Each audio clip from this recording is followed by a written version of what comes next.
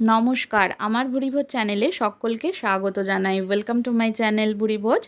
আমি আজকে বানাবো গ্রাম বাংলার একটি অসাধারণ বাটার রেসিপি।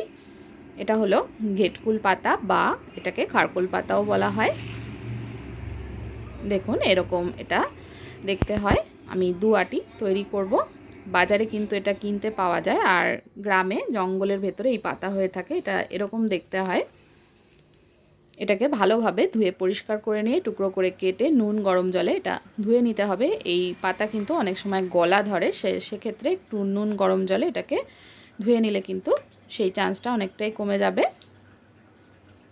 একটু নুন গরম জলে প্রথমে ধুয়ে এর পাতার জলটা ছেঁকে নিতে হবে। একটা ঝাঁঝরি থালায় আমি জলটা ছেঁকে নিয়েছি, চাইলে ঝুড়িতেও আপনারা জলটা ছেঁকে নিতে পারেন।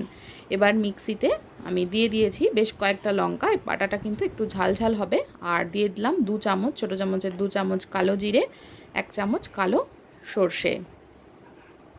অনেকের বাড়িতেই কিন্তু শিলনোড়া থাকে না, সেক্ষেত্রে এইভাবে মিক্সিতে আপনারা তৈরি করে নিতে পারেন। আর যাদের বাড়িতে শিলনোড়া আছে তারা শিলনোড়াতেও এটা করে নিতে পারেন। আর আমি এটা সম্পূর্ণ নিরামিষভাবে করছি। একটু জল আর নুন দিয়ে কাঁচা লঙ্কা, কালো সর্ষে, কালো জিরেটাকে দুবার ঘুরিয়ে নিয়েছি। এবার টুকরো করে কেটে রাখা পাতাগুলো এর মধ্যে দিয়ে দিচ্ছি। পাতার পরিমাণ কিন্তু অনেকটাই রয়েছে, সেক্ষেত্রে কিন্তু সমস্ত পাতা একবারে মিক্সিতে ধরবে না। তো একটু করে দিয়ে পেস্ট করে নিয়ে আবার বাকি পাতা আমি এর মধ্যে দিয়ে দেব, দিয়ে পেস্ট করে নেব। এইভাবে 3-4 বারে বা 2-3 বারে পাতাটাকে খুব ভালোভাবে বেটে নেব। সম্পূর্ণ পাতাটা বাটা হয়ে গেলে এবার একটা প্লেটে এটা তুলে ফেলছি। দেখুন বাটাটা কিন্তু এরকম হবে। এভাবে সমস্ত বাটাটা একটা প্লেটে তুলে নেওয়ার পরে কড়াই বসিয়ে দেবো গ্যাসে। কড়াইটা গরম করে এর মধ্যে সর্ষের তেল দিয়ে দিচ্ছি। রান্নাটা অবশ্যই সর্ষের তেলে করবেন, সর্ষের তেলে না করলে কিন্তু খেতে অতটা ভালো লাগবে না। 2.5 চামচ মতন, ছোটো চামচের 2.5 চামচ মতো সর্ষের তেল দিয়ে তেলটা গরম করে নিয়ে এবার বাটাটা এর মধ্যে দিয়ে দেব।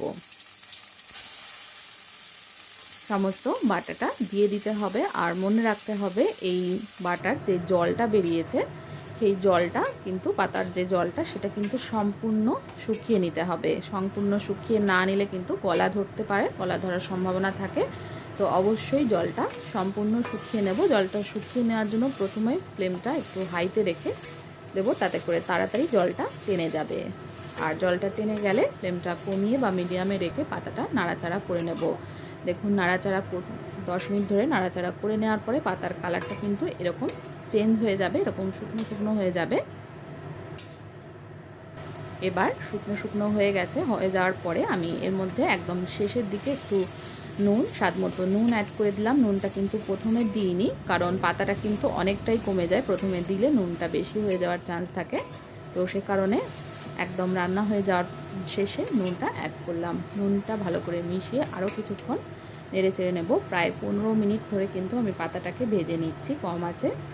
কালারটা একদম কালচে হয়ে কালো কালো হয়ে আসলে বুঝতে হবে এটা তৈরি হয়ে গেছে। এবার আমি একটা প্লেটে গরম গরম এটা সার্ভ করে দিচ্ছি। গরম ভাতের সঙ্গে কিন্তু অসাধারণ লাগে। এটা আপনারা রসুন দিয়েও তৈরি করতে পারেন।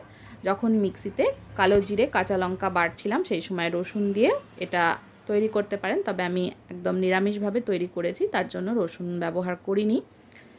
ওপর দিয়ে সার্ভ করে দেওয়ার পরে ওপর দিয়ে কাঁচা সর্ষের তেল অ্যাড করে দিলাম।